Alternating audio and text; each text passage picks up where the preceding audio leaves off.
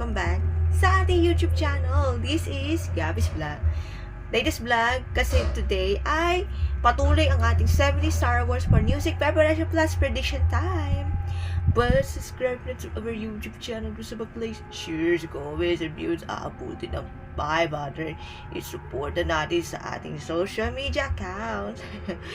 Today's latest vlog, 413, episode 413, entitled 70 Star Wars for Music, 2 weeks na! Here's your vlog!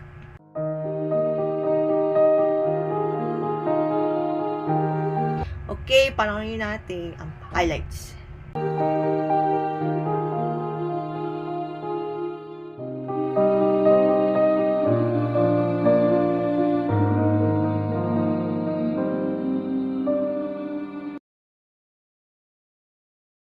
Ayan. 2 weeks na! Week 3 at week 4. Kasi last week, wala kasi yung vlog dahil Holy Week break. At ngayon, balik na tayo sa ating vlogging time. Okay, here is. For week 3, sa ginanap ng 70 Star Wars for Music, week 3. Last week yan. Eto. We have a new category sa ating 70 Star Wars for Music. Kung last time, sa 16 Star Wars for Music, yan ay new group artist of the year. Or I mean, new male group artist of the year. Ngayon naman sa 70 Star Wars, we have a new category.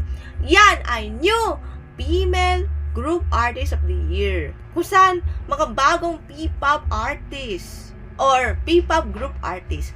Sana mananalo ang singing queens. Malalaman natin soon. Kung nalabas na po ang nomination reveal ng 17 Star Wars for Music per now. Kasi gaganapin this coming June 25 na sa San Juan. At sa ating week 4, for this week, it's prediction time. Eto na. Ang hinahanap po natin this week ay male recording artist. Na prediction muna tayo. In alphabetically order. 8 ang napili ko for me. Prediction to Okay. In alphabetically, number 1, Daryl Espanto, Star Music, theme song ng Can't Buy Me Love's Iyo. Kasi noong 2016, hindi nanalo bilang recording artist of the year na male to Jet Mandela. Another alphabetically order, Ellie Buendia ng Sony Music Philippines. Ano title to? Parang bulaklak lang. Late vocalist ng Eraserheads. Ayan. The third one is Mr. Eric Santos ng Star Music for the inspirational song na medyo di ko alam yung kanta, dasal lang. Ayan. That last time nanalo si Eric na male recording artist noong 2010 Star Wars for Music. The next one is James Reid from Careless and Sony Music Philippines for I think Mirason? Hindi ko sure. Nung naging finalist siya noong 15 Star Wars for Music for Hot Dog. Ayan. Good luck talaga. A former member of Side A na si Joey G or Joey Heroso from Widescroll Entertainment Icons Music for the song, not sure kung ano yung kanta, medyo na lang daw.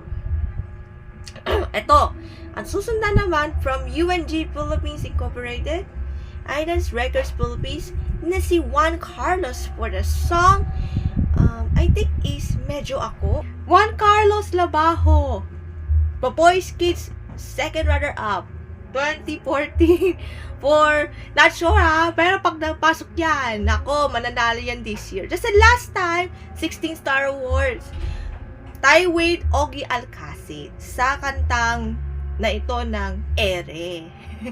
Noong 16 Star Wars. Pero ito sa 70, manalaman natin, ulit kayo mananalo si JK Labajo. Ito naman si Maki ng Tarsier Records or Star Music or ABS-CBN Music para sa kantang Dilaw. Ito, last year, nanalo ng Pop Artist of the Year tayo with Donnie Pananinan. Malalaman natin sa 70 Star Wars nomination review coming soon.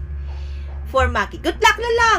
Maki! Yes! And Noel Cabangon from Icons Music, Wisecom Entertainment's the song Oh My God.